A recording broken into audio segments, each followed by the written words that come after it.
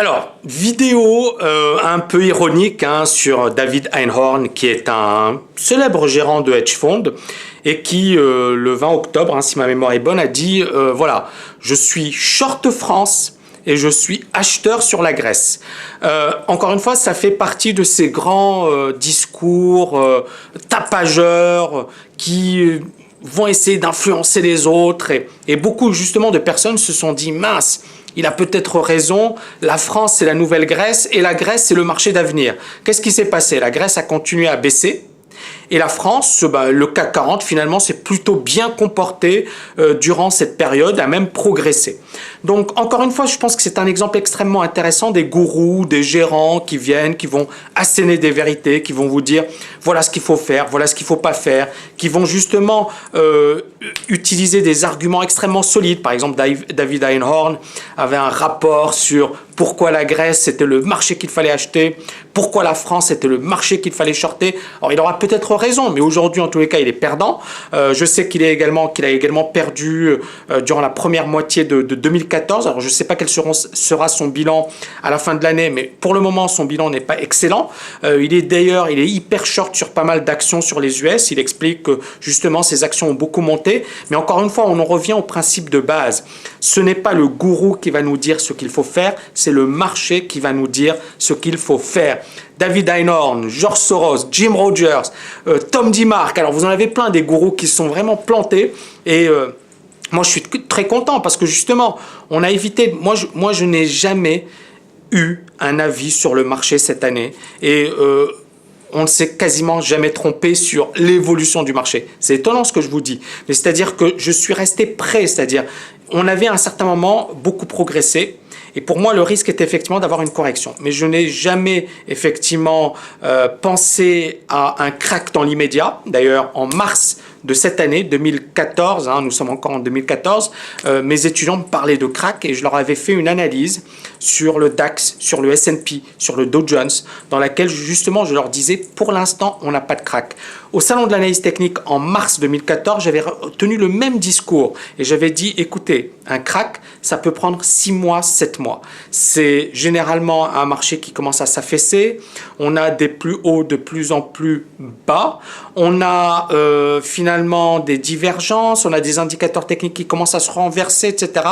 Bref, il y a pas mal d'éléments qui vont permettre de nous dire, tiens, un crack est possible. Et or, en mars 2014, je n'avais pas de crack. Et en octobre, septembre, on a eu quelques périodes de doute, d'hésitation, je ne vous le cache pas. Mais je me suis effectivement, focalisé sur le Dow Jones, sur le S&P et j'avais vu que cet indice n'était pas encore faible. Le S&P ou le Dow Jones n'était pas encore faible et donc il fallait rester prudent par rapport à ce scénario de crack que beaucoup de gens annoncent depuis 3-4 ans. Encore une fois, il y a des newsletters qui depuis plusieurs années vous disent il faut vendre, il faut vendre, il faut vendre, il faut vendre. Je ne sais pas si vous avez suivi un peu tous les gourous, tous ces analystes, ça fait plusieurs années qu'ils nous disent qu'il faut vendre. Le marché ne s'est jamais affaissé. Alors maintenant, en 2015, qu'est-ce qui va se passer? Moi, je n'en sais rien. Et encore une fois, je suis toujours à l'affût. Je suis toujours en attente de ce que va faire le marché. Je pense que c'est ça le plus important. Le plus important, ce n'est pas encore une fois ces grands, ces grandes annonces type Jim Rogers qui disait vendez tout, sauvez votre peau, le marché va s'effondrer. Encore une fois, pour moi, on fait peur aux gens. On leur dit voilà ce qui va se passer, mais dans les faits, c'est le marché qui a toujours raison. Et pour le moment, il n'y a rien qui vient remettre en cause le scénario haussier. On a vu là le marché qui a bien tenu en fin d'année.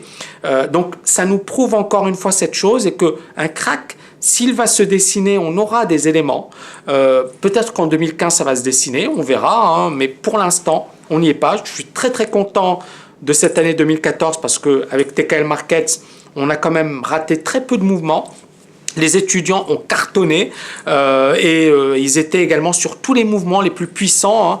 Et c'est ça le plus important. C'est encore une fois, nous, on cherche à coller au marché. On ne cherche pas à anticiper à très long terme. On ne cherche pas à avoir raison. On ne cherche pas à dire on est des gourous, on est très fort, etc. Et pourtant, ce qui est marrant dans l'histoire, c'est qu'en ne cherchant pas à être des gourous, on bat les meilleurs gourous à leur propre jeu. Mais on n'a pas cette prétention de de comprendre ce que va faire le marché. Souvent, et là je vais juste développer un petit point, quand un ami me pose une question, il me dit Tammy, qu'est-ce que tu penses? C'est dommage, il faudrait que tu me dises ce qu'il faut acheter. Je lui dis je ne peux pas te conseiller parce qu'aujourd'hui je peux être acheteur et demain je peux être vendeur. Je peux changer totalement d'avis du jour au lendemain parce qu'encore une fois la fidélité, hein, et ça vous le connaissez, c'est cet adage boursier célèbre, la fidélité elle est importante en amour, elle est importante avec sa femme ou son mari, mais sur les marchés elle est fatale. La fidélité est fatale. Il ne faut pas être fidèle à une position. Il ne faut pas être fidèle au marché.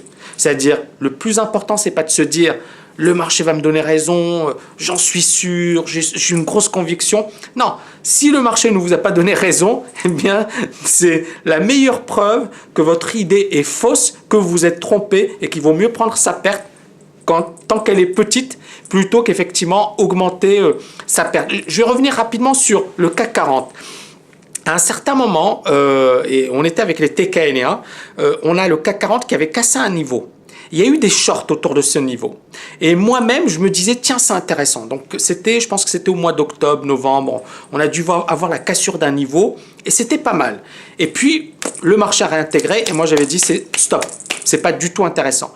Et puis, on avait quand même un gros niveau de résistance au-dessus de cette zone de range qu'on avait cassée. Et pour moi, cette cassure aurait signifié une accélération. Pourquoi? Parce que lorsque le marché a cassé par le bas, on a eu beaucoup de vendeurs, beaucoup de personnes qui sont engouffrées dans la baisse, donc beaucoup de personnes qui sont faites piéger par la baisse. Et lorsque le marché est reparti à la hausse, eh bien, tous ces vendeurs allaient racheter leurs positions et puis bien évidemment, accélération à la hausse. Donc encore une fois, et je pense que vous avez compris le message, soyez indépendants, ne suivez pas les gourous, essayez de vous focaliser sur le marché et justement, ne cherchez pas à avoir raison. Je vous dis à très très bientôt. Si vous avez aimé la vidéo, n'oubliez pas de cliquer juste en dessous. Je vous dis à très très bientôt.